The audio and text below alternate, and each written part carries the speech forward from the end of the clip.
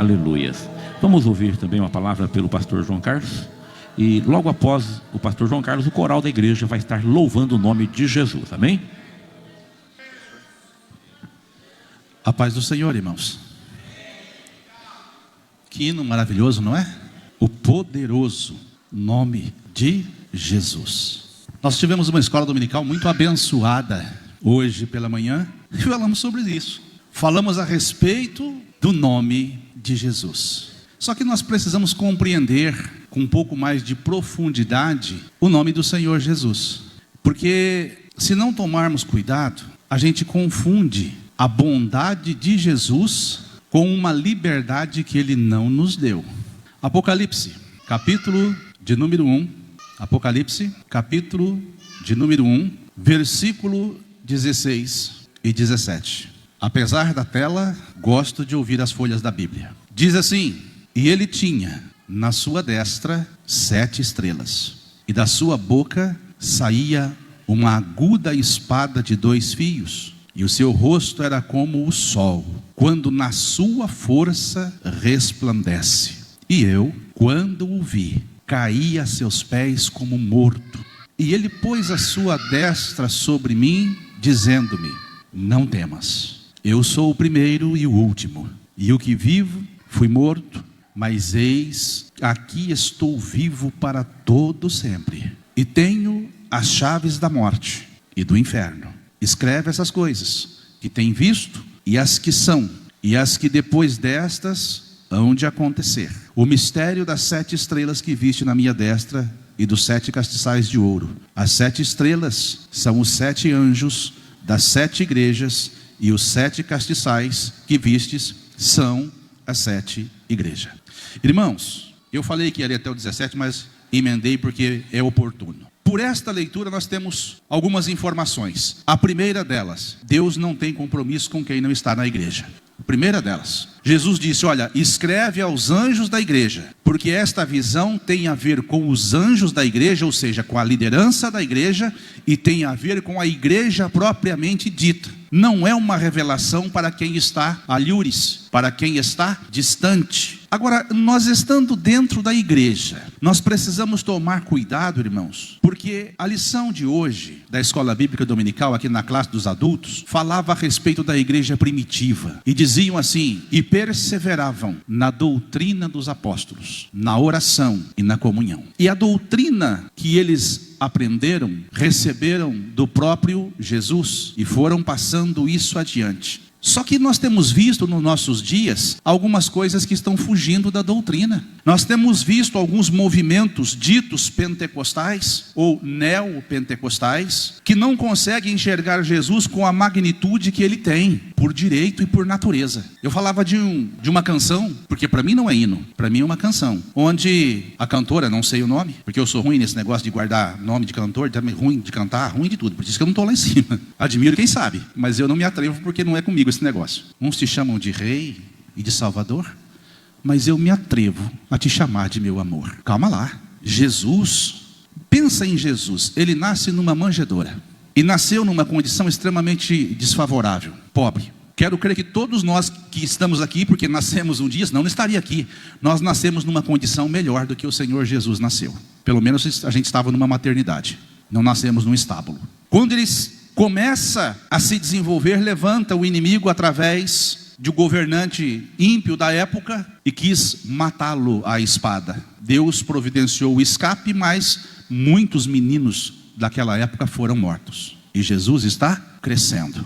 Com 12 anos, ele se ausenta dos pais, e quando o procuram, encontram ele no templo, conversando de igual para igual com os principais dos sacerdotes. Está percebendo a evolução de Jesus? Não é mais uma criança, só tem 12 anos, presbítero Davi, mas não é mais uma criança indefesa, ele sabe o que está falando.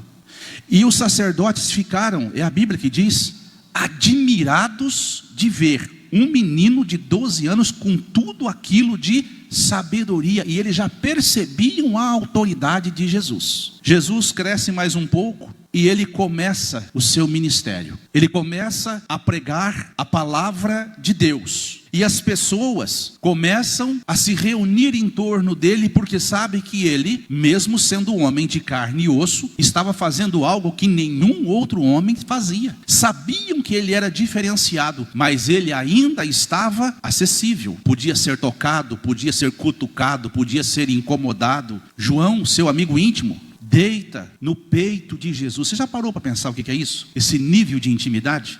De você encostar o ouvido no peito de alguém para escutar o coração dele bater? João tinha esse nível de intimidade. Mas pouco tempo depois, o Senhor Jesus, ele é entregue nas mãos dos malfeitores. Ele é açoitado, ele é crucificado, ele é morto pelos meus e pelos seus pecados. E deixou para mim e para você uma missão. Não foi um pedido, foi uma ordem. Talvez vocês que são civis não entendam bem o significado dessa palavra. Mas para nós militares, né, Denilson? Quando o comandante fala soldado, é uma ordem. Você pode até morrer, mas que você vai fazer de tudo para cumprir. Nós somos soldados do exército de Jesus. Cantamos no comecinho do culto, né? Os guerreiros se preparam. E por incrível que pareça, essa música, toda vez que eu ouço, Denilson, dá vontade de marchar. Porque dá certinho o passo da marcha, já percebeu isso? Vocês têm que se preparar para uma grande luta. Uma grande luta que está por vir e vamos experimentar, infelizmente, não vai demorar muito. E aí, meus irmãos, Jesus é sepultado. Você já parou para pensar no coração de João quando ele percebe, ele fica sabendo, ele acompanha que o melhor amigo dele foi trucidado na cruz? Que amargura que invadiu aquele coração. Aí 3 dias depois, chega Maria Madalena e diz assim: olha, nós fomos cedo lá no sepulcro, bem cedinho. Mas acontece o seguinte, Jesus ressuscitou. João e Pedro saem correndo. João é mais novo do que Pedro, corre mais. Já tem uma tecnologia diferenciada, né? Os mais novos correm mais, né? Parece veículo. Chegou primeiro. Você já parou para pensar a ansiedade que estava no coração dele para entrar no sepulcro e ver com seus próprios olhos? Falou: o meu amigo, aquele que eu deitava a cabeça no peito dele para escutar o coração dele bater, ressuscitou. Oh, glórias a Deus. Só que ele lembrou de uma coisa: eu sou subordinado, o meu líder Pedro ainda não chegou, e eu não posso avançar aonde a liderança ainda não avançou. E em respeito, já preguei sobre isso, chamado princípio da honra, e em respeito a Pedro, ele não entra. Mas Jesus sabia o desejo de João, e penso eu, aqui com as minhas imaginações, que Jesus falou assim: João, te acalma, porque eu vou marcar um encontro só para nós dois, e eu vou caprichar tanto, que vai ser numa ilha deserta. Quem não quer viver um caso de amor numa ilha deserta? Fala a verdade. Só João não sabia qual ilha que era, né? Pátimos. Irmãos, pensa num lugar inóspito. Estude um pouquinho a ilha de Pátimos e você vai ver aonde é que João foi parar. Mas João está conectado com a essência do Senhor Jesus, que ele conheceu, que ele tocou, que ele abraçou. Ele sabia, ele conhecia o cheiro de Jesus. Ele tinha intimidade com Jesus. E ali naquela ilha sozinho, já quase que entregando os seus últimos dias, ele conectado com o céu e o céu conectado com ele. Banda larga, total, de cima para baixo, de baixo para cima, comunhão e aquele desejo. E João talvez pensando assim: eu vou morrer nesse lugar. Eu sei que eu vou ver o meu amigo um dia. Ah, mas como eu queria ouvir a voz dele pelo menos mais uma vez. Ah, como eu queria abraçá-lo pelo menos mais uma vez. Como eu queria tocar nele pelo menos mais uma vez. Eu só estou imaginando isso, viu, irmãos? Claro que com lastro bíblico, mas a Bíblia não relata, esse negócio está na minha cabeça. Mas o que a Bíblia relata é assim: que João está lá sossegado, de repente ele escuta uma voz atrás dele, disse: João. Penso que ele arrepiou do pé até o alto da cabeça, porque ele conhecia aquela voz. Você conhece a voz do seu Senhor? Conhecer a voz de quem te chama, conhecer a voz daquele que é o centro da sua vida. Eu fico pensando que quando chamou o nome de João, o coração dele só bateu, o Denilson não voltou, e parou, falou: é ele, eu conheço essa voz.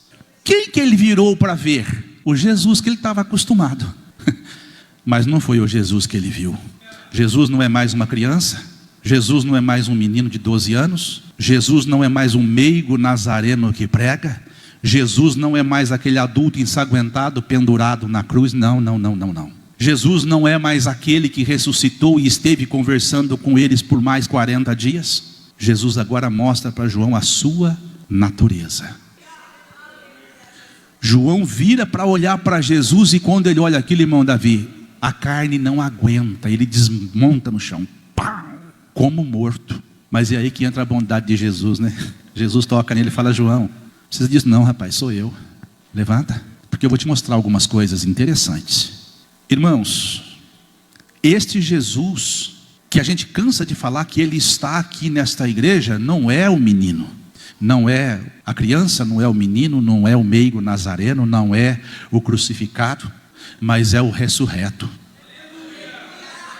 É aquele que diz assim: olha, eu sou o primeiro e o último, e o que vive. Eu fui morto, mas eis que eu estou aqui vivo, para todo sempre. Amém. Se você não percebe esse Jesus aqui na igreja, me desculpa, mas você está equivocado. O Jesus que nós devemos adorar é este Jesus que se apresentou para João. E algumas pessoas estão suavizando, estão tornando a humanizar, a romantizar a pessoa de Jesus. E o nosso relacionamento com Ele não é esse. O nosso relacionamento com Jesus deve ser um relacionamento responsável, entendendo exatamente como Ele é. Porque senão dá a impressão de que Jesus é da nossa turma de faculdade, dá a impressão de que Jesus serviu o quartel comigo, nós somos do mesmo pelotão. E a gente começa a perder a reverência, dá a impressão de que Jesus tem a mesma natureza que a gente, a chegar ao absurdo de se referir ao nome de Jesus como você. Tem uma infinidade de canções que se canta por aí nas igrejas, chamando Jesus de você. Ah, pelo amor de Deus, eu não tenho coragem de chamar o pastor Samuel de você. Eu não tenho coragem de chamar o pastor Odair de você, pastor Aguinaldo de você. Eu não tenho coragem. Como é que eu vou chamar Jesus de você, depois de tudo que Ele fez? Livro do Apocalipse ainda, capítulo 4, versículo 6. Faço mais essa leitura e vou para o final. Mas entenda qual é o Jesus que está aqui. E havia diante do trono um como um mar de vidro, semelhante ao cristal. E no meio do trono e ao redor do trono 4 animais, cheios de olhos, por dentro e por detrás. E o primeiro animal era semelhante ao leão, e o segundo animal semelhante a um bezerro. E tinha o terceiro animal o rosto como de homem. E o quarto animal era semelhante a uma águia voando. Tudo isso tem significado, viu, irmãos? Não vou entrar nos detalhes por conta do nosso tempo e do nosso tema também. E os 4 animais tinham cada um, respectivamente, 6 asas. E ao redor e por dentro estavam cheios de olhos. Está percebendo a grandiosidade da visão? E não descansavam, nem de dia e nem de noite, dizendo: Santo, Santo, Santo é o Senhor. Santo é o Senhor Deus. Ó, não é um amiguinho não.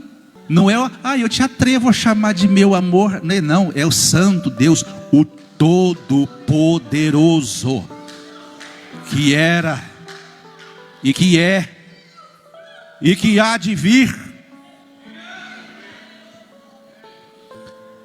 E quando os animais davam glória e honra e ação de graças ao que está assentado sobre o trono, ao que vive para todo sempre, os 24 anciãos prostravam-se diante do que está sobre o trono, adoravam ao que vive para todo sempre. E eles pegavam as suas coroas de ouro, tiravam da sua cabeça e de forma reverente colocavam no chão e saíam, dando graças àquele que vive para todo o sempre. Colocavam as coroas diante dele e diziam: digno és, Senhor. Flamastou.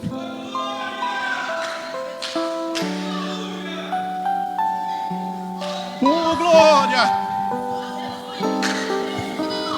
Digno és, Senhor, de receber a glória, a honra e o poder, porque tu criastes todas as coisas, e por tua vontade são e foram criadas.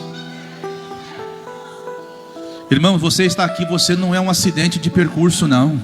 Você faz parte da criação de Deus. Ele te amou, Ele te resgatou, Ele deu a sua vida para salvar a minha e a tua, e daquele que ainda não aceitou Jesus, e daquele que nos acompanha pelas redes sociais. Mas calma lá, precisamos entender com qual Jesus nós estamos nos relacionando, porque não é brincadeira não, E aí, eu pego um gancho no testemunho da nossa irmã Joelma. Às vezes, orientado, às vezes não, né? Sempre orientado, quer dizer, às vezes, na situação, o pastor é orientado pelo Espírito Santo, chama aqui na frente, quem está doente, quem está enfermo, quem está com problema, quem está com a causa na justiça, quem está querendo uma casa, quem está querendo vender aquela casa e comprar uma maior, vem aqui para frente. A pessoa fala assim, não vou. Se Jesus quiser me curar, Ele que vem aqui onde é que eu estou. Pô, com qual Jesus que você está relacionando? Se Ele quiser, Ele tem que ir aonde você está. É sério isso? É sério isso? Irmão, Jesus conhece as minhas dificuldades. Se Ele quiser abençoar, Ele que vá lá na minha casa, porque durante a semana eu não vou na igreja não. É sério isso? Com qual Jesus que você está relacionando? Quem que serve quem? Quem que serve quem? Cuidado, irmãos. As redes sociais informam pouco e desinformam muito. As canções, tem muitas canções que parecem ser hinos de louvor, que são feitas numa fábrica de músicas que só tem um único objetivo: vender, gerar lucro, gerar riqueza, mas não tem o objetivo de ser fiel à palavra e de glorificar a Deus como Ele merece. Pensa nessa cena que nós acabamos de ler.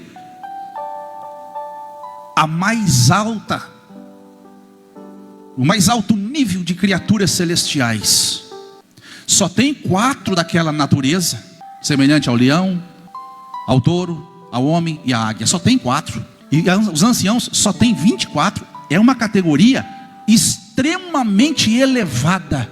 Mas diante de Jesus, tiram as suas. Eles têm coroas de ouro.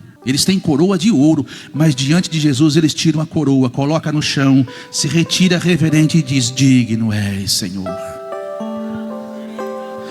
Sabe o que é mais lindo, irmãos? É que esse Jesus, Ele pede. Olha que coisa. Ele pede para entrar no seu coração. E só entra se você deixar. Ele poderia rasgar você no meio, mas Ele não faz isso. Ele entra na sua casa, mas só se você deixar. É só se você convidar. E nesta noite, com base na palavra de Deus, eu digo: convide Jesus para entrar na tua vida, para entrar no teu coração, para entrar na tua casa. E se você fizer isso de coração aberto, de coração realmente voluntarioso, se você não experimentar uma novidade de vida, nós podemos descartar esta palavra aqui. Porque esta palavra diz que um coração quebrantado e contrito, Deus não despreza. Amém, meus irmãos? Que Ele seja para sempre exaltado, glorificado, porque Ele é digno de toda honra, de toda glória e de toda a adoração. Grato a Deus pela oportunidade.